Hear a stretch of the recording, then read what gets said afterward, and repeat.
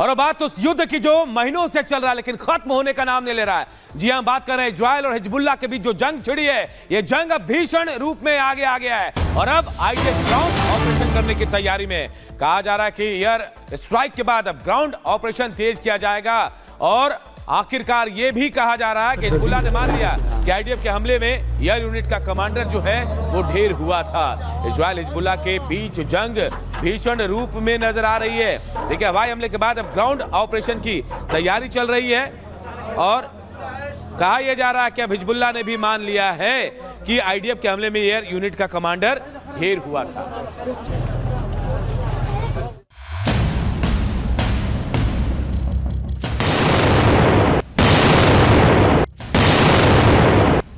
Lebanon में Netanyahu ने धमाकों की बरसात कर दी है। टारगेट हिजबुल्लाह है, लेकिन लेबनान में बारूद और लाशों के ढेर बिछ रहे हैं। पूरे लेबनान में हड़कंप मचा है और लोगों में दहशत का माहौल है।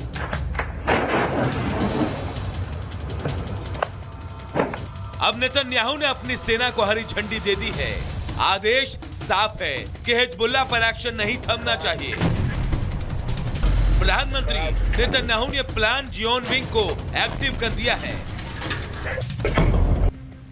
मैं जो कुछ भी कर रहा हूं उसकी जानकारी नहीं दे सकता, लेकिन मैं आपको एक बात बता सकता हूं कि अपने निवासियों को सुरक्षित वापसी जरूर कराऊंगा। हम हिजबुल्लाह पर ऐसे प्रहार कर रहे हैं जिसकी उसने कल्पना भी नहीं की होगी। हम पूरी ताकत और तैयारी के साथ उस पर हमले कर रहे हैं। मैं आपसे एक बात का वादा करता हूं, हम तब तक आराम नहीं करेंगे जब तक उत्तरी हिस्से में हमारे लोग फंसे हैं। यानी अब इजरायली सेना धुआंधार बारूद वर्षा करने वाली है। चुन चुन कर हिजबुल्लाह कमांडरों का खात्मा होगा, लेकिन जान किसी की भी जा सकती है। ऐसे में मोदी सरकार ने बड़ा ऐलान कर दिया। पीएम मोदी ने भारतीयों से तुरंत लेबनान छोड़ने को कहा है। इजराइल हिजबुल्लाह जंग पर मोदी की भी नजर है। पीएम की पहली प्राथमिकता भारतीयों को बचाना है। कोशिश है कि किसी भारतीय को खरोंच तक ना आए। भारत ने अपने नागरिकों के लिए गाइडलाइन जारी की है। गाइडलाइन में नागरिकों से तुरंत लेबनान छोड़ने को कहा गया है। लेबनान में करीब 4000 भारतीय रहते हैं। इनमें से ज्यादातर वहां की कंपनियों में काम करते हैं। कुछ लेबनान में निर्माण और खेती के काम में भी लगे हैं। मोदी सरकार के एडवाइजरी के बड़े मतलब निकाले जा रहे हैं। दावा है कि इजराइल लेबनान पर और बड़ा हमला करने वाला है, यानी एक दिन में 1600 धमाके से भी बड़ा अटैक करने वाला है। तो क्या इजराइल लेबनान पर ऑल आउट अटैक करने वाला है? और इसी के तहत जियोन विंग को एक्टिव किया गया है। Bureau report, Republic Bharat.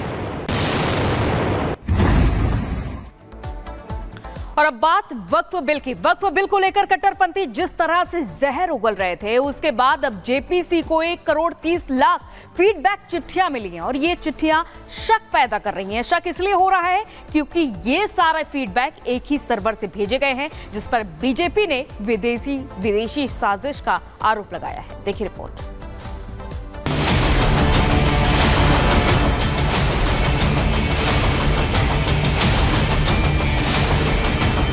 वक्फ बिल में संशोधन को लेकर कौन साजिश कर रहा है?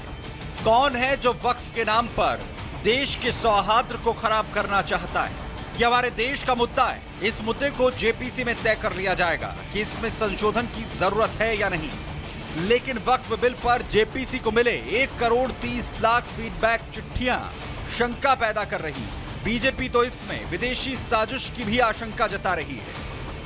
एक कैंपेन के तहत ही हो, और कैंपेन में जो सर्वर है, मेरा व्यक्तिगत ये मानना है कि जिस तरह से क्यूआर कोड बनाए गए, जिस तरह से सर्वर यूज किया गया, वो देश और देश से बाहर, जो देश के बाहर जो वो तत्व लगे हुए हैं, जो जाकिर नाइक के साथ हैं, जो आईएसआई के साथ हैं, जो तालिबान के साथ हैं, या जो इस्लामिक फंडामेंटलिस्ट लोग हैं, जो भारत को खंडित करना चाहते हैं, जो चाइना जैसे देश हैं जो खंडित करना चाहते हैं और एक फियर करना चाहते हैं माइनॉरिटी कम्युनिटी में, या एक सस्टेनेबल कैंपेन करना चाहते हैं हमारी सरकार के खिलाफ, तो उस तरह के लोग हैं। किसी मुद्दे पर फीडबैक चिट्ठियां 1 करोड़ 30 लाख हो या फिर 10 करोड़, सवाल फीडबैक पत्रों की संख्या पर नहीं बल्कि करोड़ों चिट्ठियां एक ही सर्वर से आए तो सवाल लाजमी। वैसे भी वक्फ को लेकर QR कोड कैंपेन चलाया गया था। बीजेपी का कहना है कि वक्फ बिल पर बाहरी ताकत साजिश रच रही है। हालांकि अभी तक फीडबैक चिट्ठियों को खोला नहीं गया है। ये भी पता नहीं चला है कि पत्र बिल के पक्ष में है या फिर विरोध में, लेकिन उसके पहले बीजेपी ने फीडबैक पत्रों पर सवाल उठा दिए हैं। मैंने जेपीसी चेयरमैन को चिट्ठी लिखी है कि आप, क्योंकि इसका अंदर हमारा क्या डिस्कशन हो रहा है इससे कोई मतलब नहीं है, हमने उनको कहा है और हमने रिक्वेस्ट किया है कि इसकी जांच होम मिनिस्ट्री से कराएं। मुंबई में हुई जेपीसी की बैठक में विदेशी साजिश के मुद्दे को उठाया गया। अब फीडबैक पत्रों को MHA भेजा जाएगा और जांच के बाद पता चल सकेगा कि आखिरकार एक ही सर्वर से करोड़ों फीडबैक चिट्ठियां किसने भेजी। Bureau report, Republic Bharat.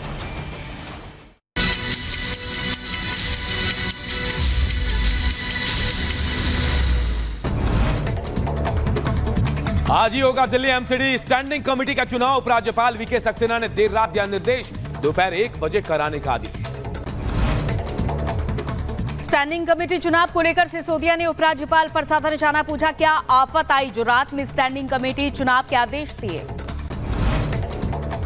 BJP नेता योगेंद्र चंदौलिया का आम आदमी पार्टी पर पलटवार का, दिल्ली महापौर ने लोकतंत्र की हत्या की, हमारे ऊपर लगाया जा रहा है आरोप।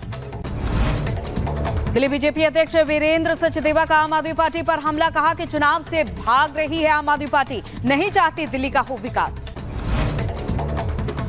दिल्ली का विधानसभा सत्र का दूसरा दिन आज, सीएम आतिशी सत्र को कर सकती है संबोधित। हिमाचल प्रदेश में स्ट्रीट वेंडर्स की पहचान पर सुक्खू सरकार का बयान, स्ट्रीट वेंडर्स के नाम लिखने के आदेश को लेकर फिलहाल कोई फैसला नहीं, कैबिनेट में मंथन के बाद होगा फैसला। हिमाचल में स्ट्रीट वेंडर्स पॉलिसी को लेकर जयराम ठाकुर का सुक्खू सरकार पर हमला, कहा मंशा जाहिर है योगी जी की पॉलिसी अच्छी, विक्रमादित्य को अपनी बात पर अड़े रहना चाहिए।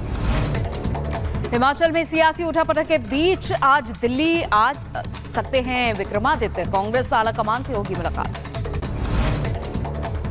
यूपी में होटल ढाबों में नाम लिखने के आदेश को लेकर एक्शन में अयोध्या प्रशासन, इसे लेकर प्रशासन ने जारी की एडवाइजरी, दुकानों पर नेम प्लेट के लिए 7 दिन की मोहलत।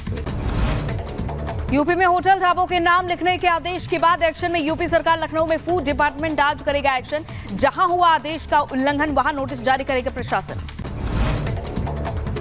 यूपी सरकार के आदेश के बाद रायबरेली में होटल ढाबों में नाम लिखने का काम शुरू, जिलाधिकारी हर्षिता माथुर का बयान, कहा त्योहारों को देखते हुए मिलावट और साफ सफाई को लेकर अभियान जारी।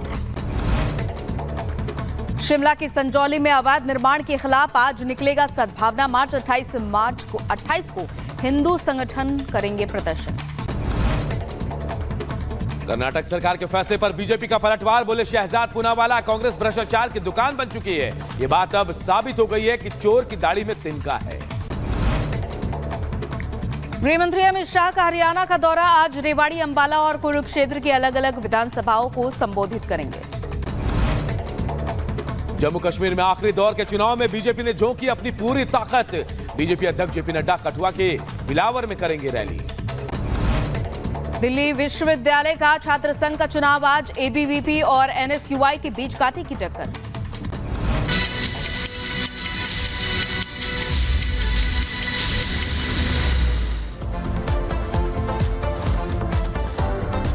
और अब बात बहराइच की करते हैं, जहां भेड़िए के आतंक के बाद अब तेंदुए की दहशत देखी जा रही है। तेंदुए ने किसान पर हमला किया, उसे गंभीर रूप से घायल कर दिया है। 1 मिनट में पूरी खबर आप सबको बताते हैं। बहराइच में ग्रामीणों की मुश्किलें कम होने का नाम नहीं ले रही।